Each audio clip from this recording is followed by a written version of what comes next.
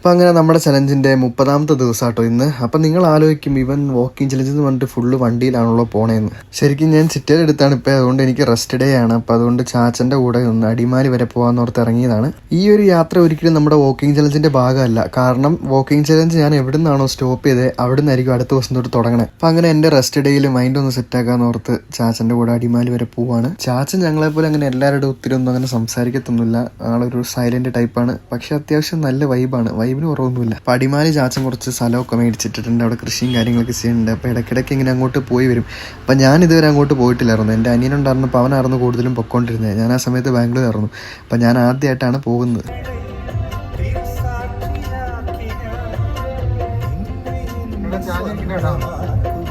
അപ്പം നമ്മളങ്ങനെ ഏകദേശം നമ്മുടെ ലൊക്കേഷൻ എത്താറായിട്ടുണ്ട്. അത്യാവശ്യം നല്ല തണുപ്പും മഞ്ഞൊക്കെ ആയിട്ടുള്ളൊരു നല്ല ക്ലൈമറ്റാണ്. സത്യം പറഞ്ഞാൽ ഇവിടെ വന്ന് ഇവിടുത്തെ കുറച്ച് ഫ്രഷ് എയർ അടിച്ചാൽ തന്നെ നമ്മുടെ ബാറ്ററി 100% ആവും. അപ്പം ഞങ്ങളങ്ങനെ ഓപ്പോസിറ്റ് വലിയ വണ്ടിയൊന്നും കയറി വരല്ലേ എന്നും പ്രാർത്ഥിച്ച് നേരെ പൊയ്ക്കൊണ്ടിരിക്കുകയാണ്.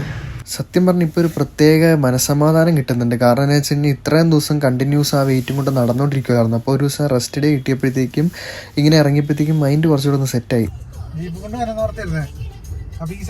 അപ്പം നമ്മളങ്ങനെ ലൊക്കേഷനിൽ എത്തിയിട്ടുണ്ട്. ഇനി ഈ കയറ്റം ഫുള്ള് നമ്മൾ കയറണം.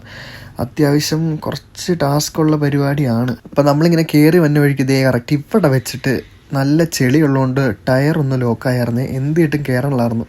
അവസാനം ഞങ്ങൾ ഒരു വിധത്തിൽ കയറ്റി. എന്താണെന്ന് വെച്ചാൽ കറക്റ്റ് ഇതേ ഇവിടെ ഇച്ചിരി ഇടുങ്ങിയിരിക്കണോണ്ട് തന്നെ നമുക്ക് ഈ വലിയ വണ്ടി വരുമ്പോഴത്തേക്കും കയറ്റാൻ കുറച്ച് പാടാണേ. അപ്പം അങ്ങനെ ഞങ്ങൾ വന്ന ടൈമിൽ തന്നെ ഒരു മഴയും കൂടെ അങ്ങ് വന്നേ. പക്ഷെ എന്തുകൊണ്ടോ ഭാഗ്യത്തിന് ഞങ്ങൾ നനഞ്ഞില്ല. കറക്റ്റ് നമ്മൾ കയറി അകത്തേക്ക്. അങ്ങനെ മഴയെല്ലാം മാറി കഴിഞ്ഞപ്പോഴത്തേക്കും ഞങ്ങൾ പതുക്കതേ പറമ്പിലേക്കൊന്ന് ഇറങ്ങിയേ. ഇവിടുന്ന് കുത്തനെ ഒരു ഇറക്കാണേ.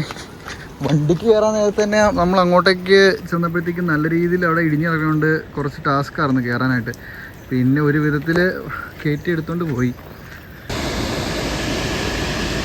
അപ്പോൾ അതേ ഈ കാണുന്നത് നമ്മുടെ കല്ലാർകുട്ടി ഡാമാണ്. ഈ കല്ലാർകുട്ടി ഡാമിൻ്റെ തൊട്ടടുത്ത് തന്നെയാണ് നമ്മുടെ പ്രോപ്പർട്ടി. അപ്പോൾ അതുകൊണ്ട് തന്നെ നമുക്ക് ഇടയ്ക്കിടയ്ക്ക് വേണമെങ്കിൽ വന്ന് ഇവിടെ നിന്ന് ചില്ല് ചെയ്യാം. ഏകദേശം 1 കിലോമീറ്റർ കണ്ടുള്ളൂ. നമ്മുടെ നേര്യമംഗലം ഹൈഡ്രോ ഇലക്ട്രിക് പ്രോജക്റ്റിൻ്റെ ഭാഗമായിട്ട് പെരിയാർ നദിയുടെ പോഷക നദിയായ മുതിരപ്പുഴയാറിൽ നിർമ്മിച്ചിട്ടുള്ള ഒരു അണക്കെട്ടാണ് ഇത്.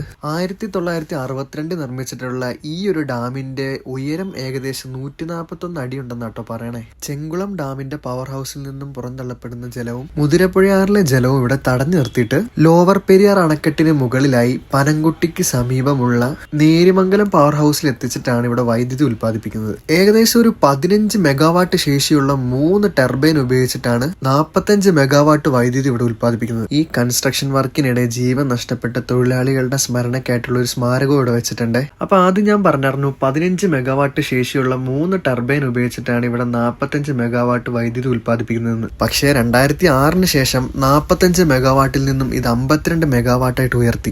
അത് കഴിഞ്ഞ് പിന്നെ 2008 മെയ്യിൽ ഏകദേശം 25 മെഗാവാട്ട് ശേഷിയുള്ള നേര്യമംഗലം എക്സ്റ്റൻഷൻ പ്രോജക്റ്റ് വന്നതോടുകൂടി ഇത് വർഷത്തിൽ 58 മെഗാ യൂണിറ്റ് ആയിട്ട് ഉയർന്നു.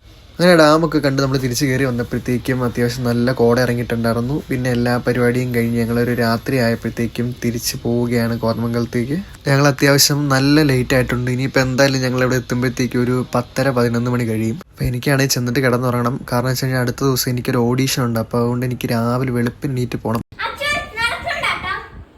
പിന്നെ അച്ചു പറക്കുവോ? ഇതൊന്നും കാര്യമാക്കണ്ട. ഞങ്ങൾ ശത്രുക്കൾക്കെതിരെ പ്രയോഗിക്കാൻ പോകുന്ന ഒരു മാരകായുധമാണ് ആ ഭിത്തിയിരിക്കുന്നത്. ഇതിന്റെ ഒരു പ്രഹരശേഷി എത്ര അളവിലാണെന്നോ ഏത് രീതിയിലാണെന്നോ നമുക്ക് ചിന്തിക്കാൻ പോലും പറ്റില്ല. അപ്പൊ ശരി, ഞാൻ പോയി കിടന്നുറങ്ങട്ടെ. നാളെ എനിക്ക് ഓഡീഷൻ ഉണ്ട്. Okay, by.